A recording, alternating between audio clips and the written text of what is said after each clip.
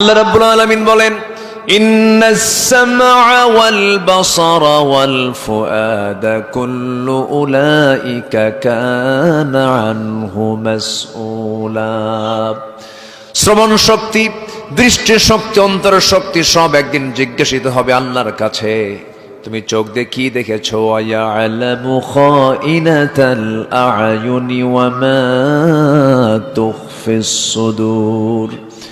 তোমার চক্ষু কি খেয়ানত করে, তোমার অন্তরে তুমি কি গোপন চিন্তা মাথায় রেখেছো, কি চিন্তা তুমি তোমার হৃদয়ের মধ্যে লুকিয়ে রেখেছো তাও তিনি জানেন। অতএব আমার আল্লাহ সকল কিছুর খবর তিনি রাখেন। আল্লাহু আলিমুম বিদাতিস সুদূর। জোরে বলুন আল্লাহু আকবার। এই জন্য আল্লাহ রাব্বুল আলামিন বলছেন, বান্দারে সফল হওয়ার জন্য আগে তোমার বাহিরের দিকটা নয়, তোমার ভিতরের দিকটা আগে সুন্দর করতে হবে, শুদ্ধ করতে হবে।